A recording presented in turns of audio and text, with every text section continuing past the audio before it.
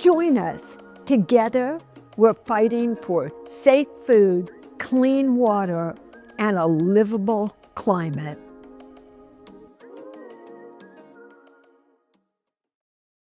Welcome back. Our final session this evening highlights the art of environmental filmmaking. Here with me tonight are Summit Olson and Angie Chay-Arana, two environmental filmmakers who will be sharing short films with us today. Summit Olson is calling in from Minneapolis, Minnesota, where she is a nature photographer and an environmental filmmaker. She is in love with the creatures that roam the earth, going on adventures, and all things wild. Summit is dedicated to telling stories about the earth to show how truly beautiful it is and why we need to protect it. Today, we get to watch Summit's short documentary film, Is It Worth It?, which received honorable mention in the 2025 One Earth Young Filmmakers Contest. Summit, thank you so much for being here with us today. Thank you for having me. Absolutely. And we also have Angie Chay-Arana. Angie is a senior at the University of Connecticut studying digital media and design. She is an emerging filmmaker with a passion for animation and storytelling. Her work is inspired by her faith and a deep appreciation for the beauty of nature, often exploring themes of hope, care, and responsibility. Her short film, If I Could Hear the Whales Sing, also received honorable mention in the 2025 One Earth Young Filmmakers Contest and reflects her desire to use art to inspire others to protect the environment and cherish the world around them. Angie, thank you so much for being here. Thanks for having me. Summit and Angie, I want to start off with the question, why environmental filmmaking? And we'll start with you, Summit. How did you first decide to get into environmental filmmaking? Yeah, environmental awareness was baked into me when I was younger through, wildlife documentaries like David Attenborough, Steve Irwin. And then I got my first camera in 9th grade, and I was just out and about, taking photos of all the little creatures I could find, and eventually it turned into, telling stories through film. I love it. Angie, you have talked about being inspired by your faith and appreciation for the beauty of nature. And you talked about at some point you started to see the earth differently. Tell us about how that led you to environmental filmmaking. Oh, okay. So ever since I was growing up, and I've started seeing the world very differently after getting into my faith. I started seeing everything around me, even outside, what I consider like insignificant. I started seeing it so beautiful, so delicate and valuable. And as someone who is already getting into a lot of filmmaking, I wanted to put in my passion and storytelling together and create a story how beautiful and valuable the earth is. And I decided to join a film festival, and I put in all my effort and my passion, even though it was scary. I try to take my courage up there and to see where it led me there. I love that. Summit, let's turn to you. What would you say your biggest concern is when it comes to the environment? Yeah, my biggest concern is people who have the power to create large-scale change in the world, choosing, profits over progress. I think it's very sad that we live in a reality where greed outweighs progress. Yeah, that's such a powerful film, Summit. Every time I watch it, I feel like I really need to pause and just kind of sit with it for a minute. Thank you so much for creating it. I am going to turn now to Angie. Angie, what are you most concerned about when it comes to the environment? So, what I'm most concerned about is that we have this belief that because we are young, we assume that people of higher authority who are older than us have like the responsibility to do what's right, obviously. But we might lose the chance that we have a voice of our own, but other people might tell us, but because we're young, we're powerless, we don't have anything to say. But all of us, at the end of the day, our earth, the earth is our home.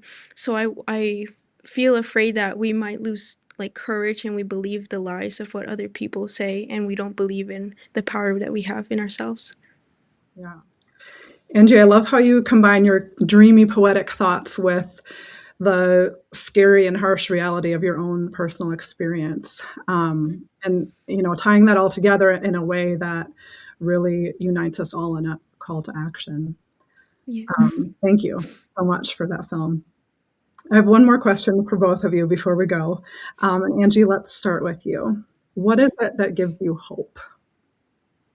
So, what gives me hope in a way is that once we start believing the power we have, we start realizing the courage we have in us. And I like to think that fear will be existent. We will always have obstacles, setbacks, because that's life. But it gives us an opportunity to grow from them. Or sometimes we mess up and we slip back, but we learn from them. And from that point on, we continue to grow, we have courage, we have faith, and we inspire others. And even our own difficulties can inspire them that they as well can move forward, that the path is not smooth, but we'll always reach to the other side at the end of the day. I love that. Thank you. Summit, what would you say gives you hope? I would say what gives me hope is my generation and the younger generations.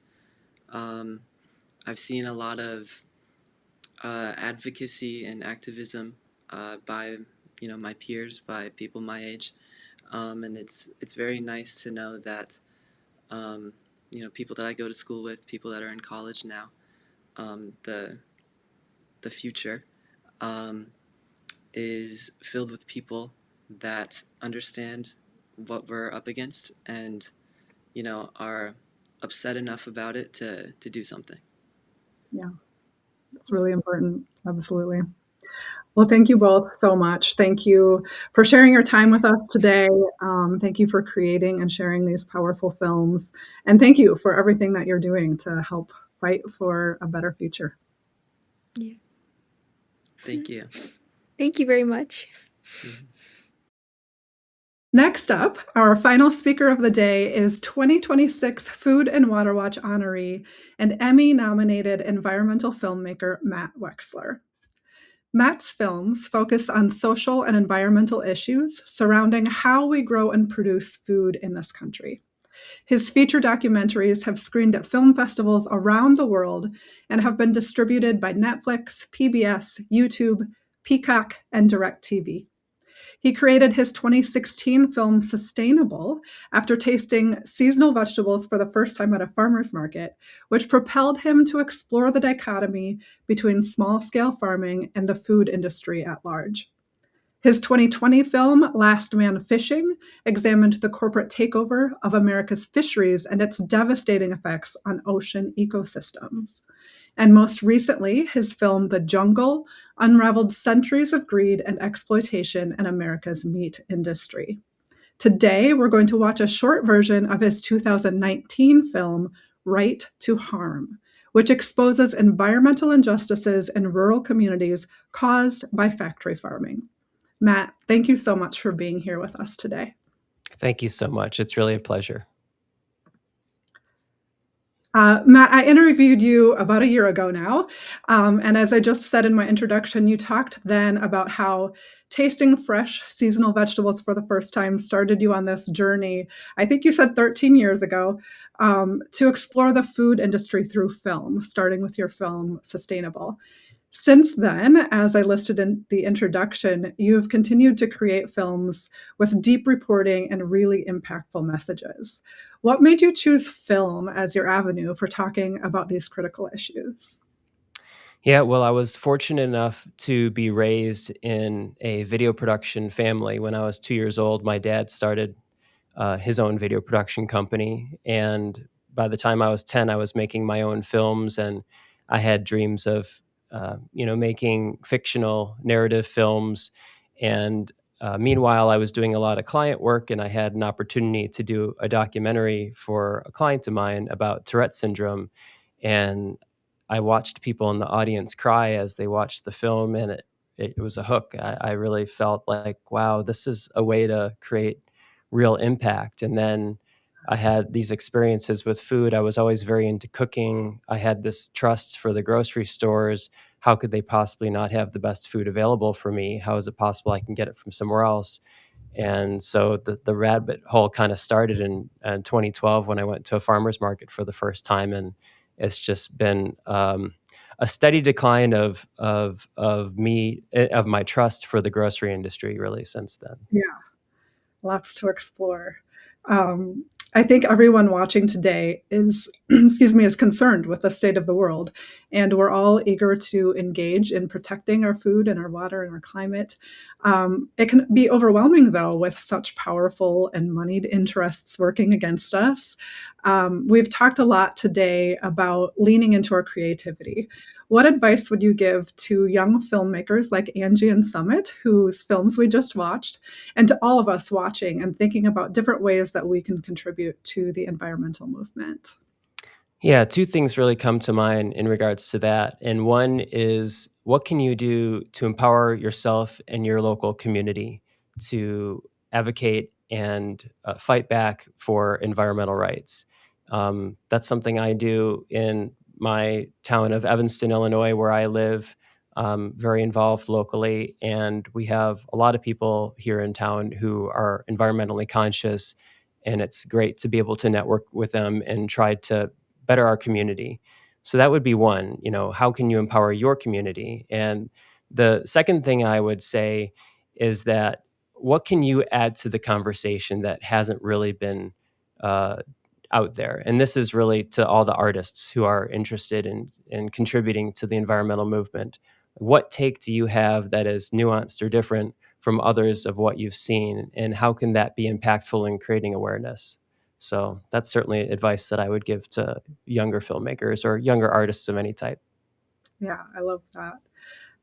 Such a good question for us all to ask. Let's move to talking about today's film. We are about to watch a short version of your 2019 film, Right to Harm. What led you to create this film specifically?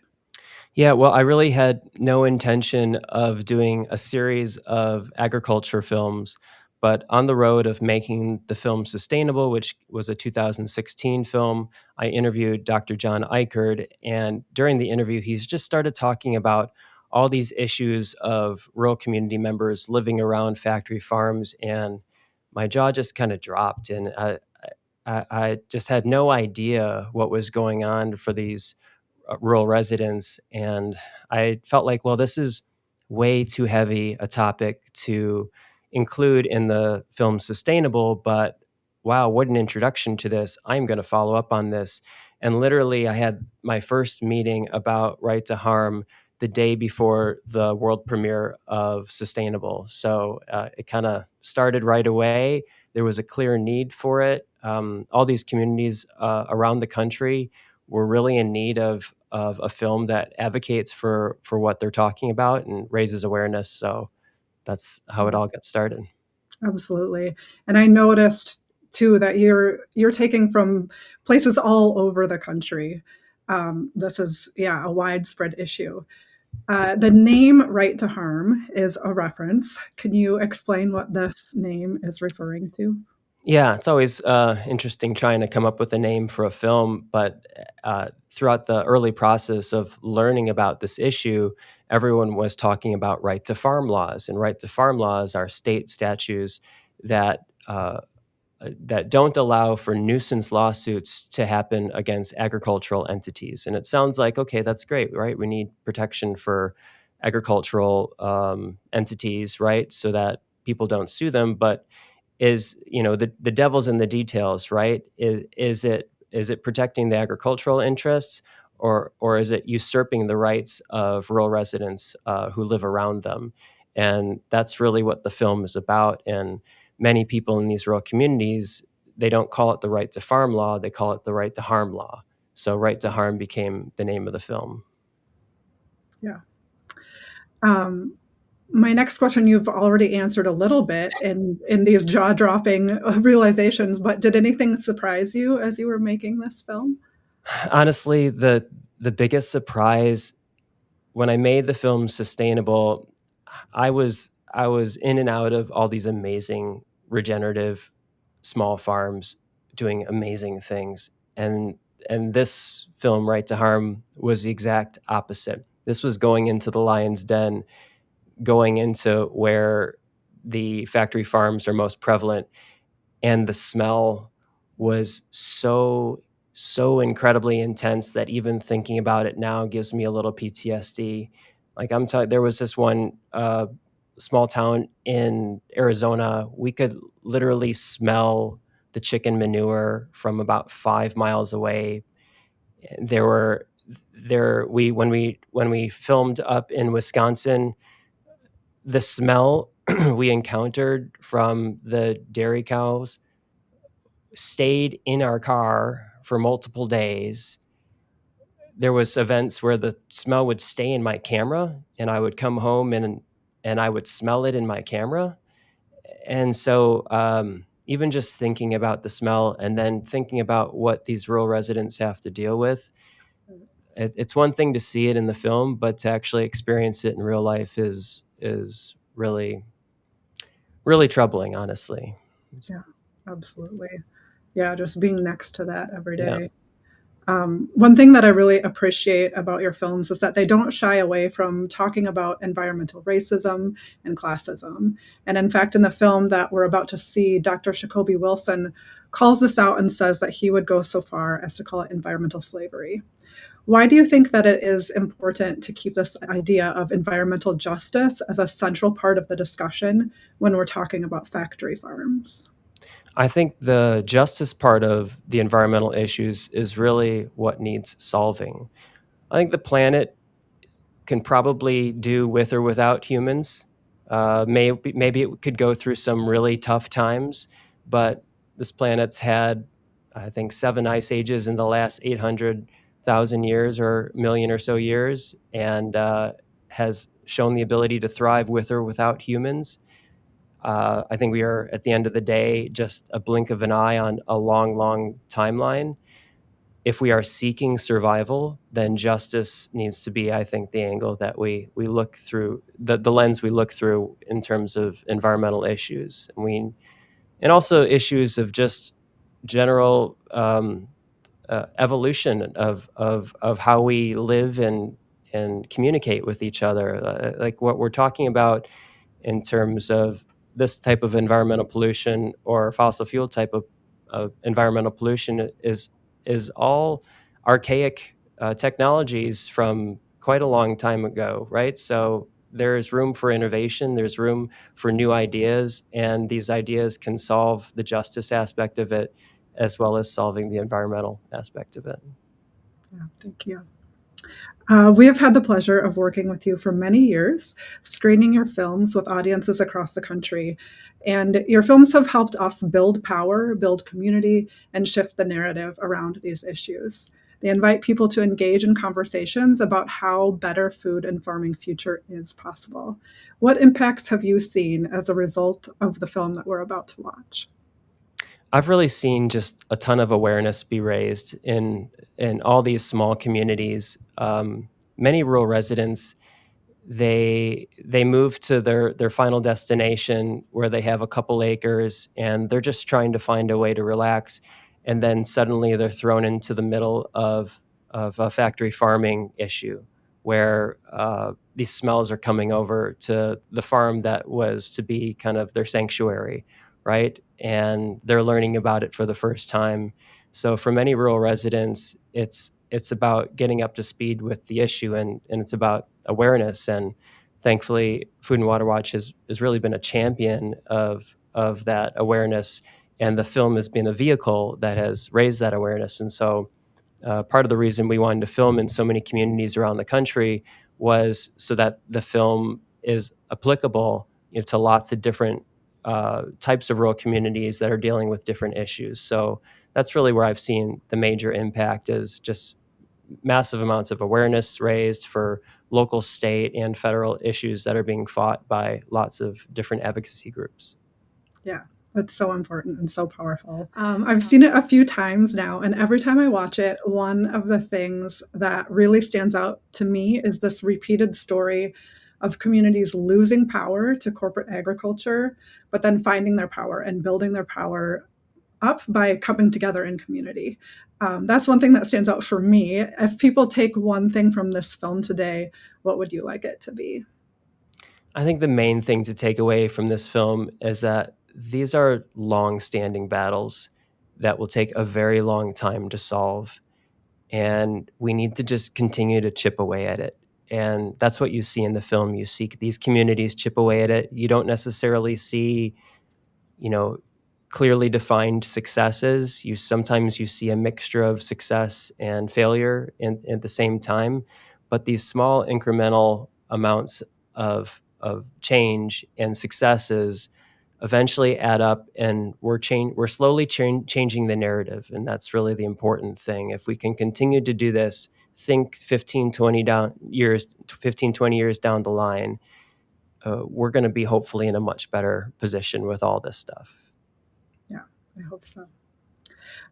Matt, thank you so much for being here with us today. Congratulations again on being a 2026 Food and Water Watch honoree. And thank you for all the work that you do to spread knowledge and open the conversation about the way food is produced in this country. We started the day today with Winona Howder and Maud Barlow talking about the importance of hope. Let's close it with the same question for you. In this difficult but critical time for our planet, what is it that gives you hope? I think what gives me hope is my 3 kids, and knowing that humans for 2 million years have been really good at survival. And I think my kids and future generations will have to continue that trajectory of survival and find a way to live past all these issues. And at the end of the day, hopefully the environmental issues that we're seeing today are just a blip in the radar of a peaceful human civilization that exists years from now. And hopefully my children and my children's children will be a part of that. I love it. Thank you so much, Matt. Oh, thank you too. All right. Thank you again, Matt, and thank you to everyone who showed up today. Congratulations one more time to our honorees, Matt Wechsler, Susan Weltman, and Frederica Foster. Thank you to our host committee, our sponsors, our speakers, and panelists. We have recorded this benefit program, and I'll send a link out to that recording to you all via email. Thank you for your generous contributions. Thank you all again for being here today, and I look forward to seeing you next time.